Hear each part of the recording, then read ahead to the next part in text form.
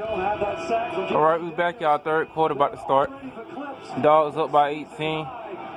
Huge holes all first half. James Cook able to get going. James Cook unleashing the beast. He finished with almost 100 yards in the first half alone. 2 touchdowns. Zamir White, McIntosh getting in on the action. But really, it's the big boys in front that are doing work. Offensive linemen doing way better this week. Offensively, Georgia taking advantage. They can't stop the run. They don't have the bodies.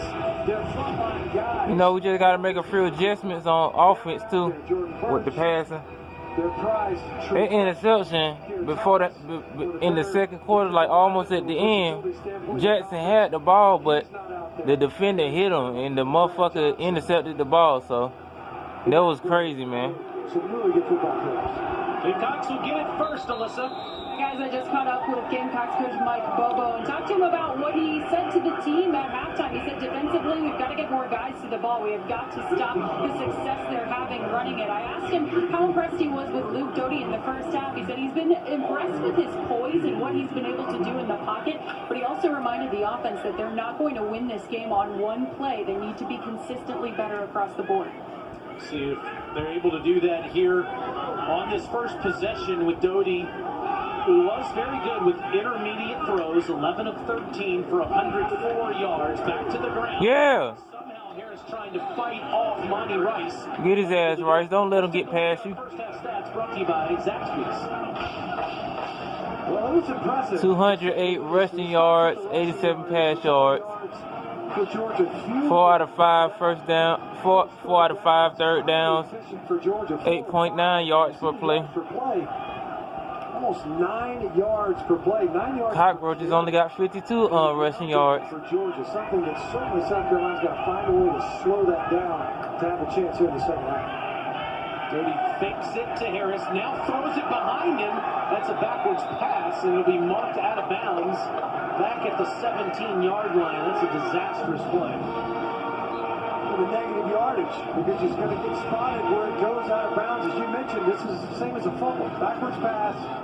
He's trying to get this ball out late. He had success doing this. I thought he was going to do a jet sweep on the play. He was able to deliver completions downfield. That time, the backwards pass and negative yardage play, 3rd and forever, hauled away to open up this possession here in the second half. 3rd and 18 for an Hit his ass, yeah! Stay down, Paul. No place to go as Jermaine Johnson gets the sack. Double J Johnson.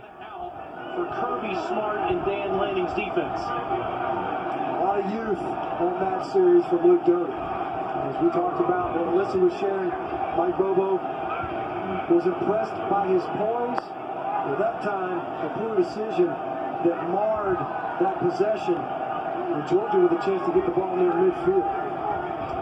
Kroger, in fact, is standing in his own end zone.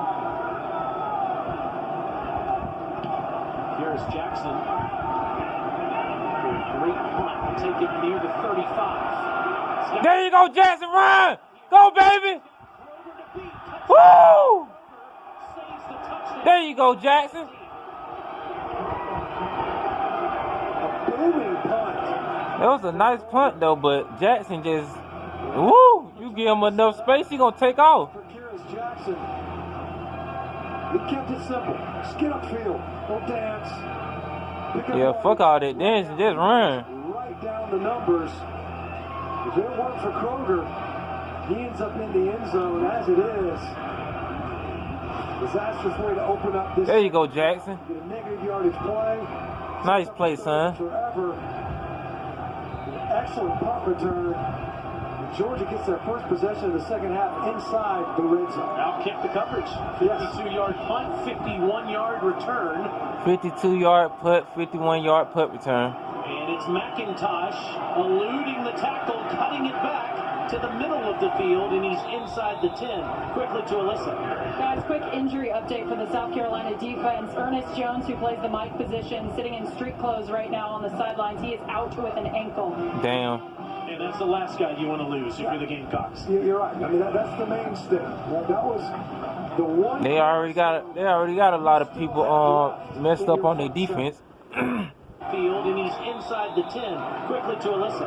Guys, quick injury update for the South Carolina defense. Ernest Jones, who plays the Mike position. I think he got injured on the sidelines. He is out in the first. He got injured in the first half. I think in the first quarter, You're right. if I'm not mistaken. That was the one cornerstone you still have left. Yeah, Jackson got a burst of speed on these punt returns. You can't give him a lot of space and stuff. McIntosh out, White in. Zamir pushes the pile inside the 5. Finally whistled down near the 3. And that's first and goal. Kirby Smart talked about it going into halftime. It makes sense to keep testing the middle of that defense. Damani Staley, among others, guys that are being forced to play behind the line of scrimmage. Staley was an outside linebacker, more of a rush linebacker coming out of high school. A guy that spends all his time off the line now, trying to play the run in the box. White. Yeah! Touchdown, baby! Good one, Zeus. Zeus! Where the pile was, and it was clear. It's another Zamir White score. There you go, Zeus. With its most rushing yards of the season, eclipsing the total they had in Kentucky, and they do it with 11:38 to go in the third quarter. Yep, 8 yards last week, 11 yards in Kentucky, 200 plus rushing yards in this game. There you go, Zeus. That Kerry Jackson punt return set us up for that touchdown. Well, Georgia had a 28-10 lead. The Gamecocks had the ball plenty of time in the second quarter and got it first in the second half. Had a chance to maybe make it a one-score game. Instead, the route is on. 35-10. Kearis Jackson makes the South Carolina team pay with a 51-yard punt return. Zamir White in the end zone.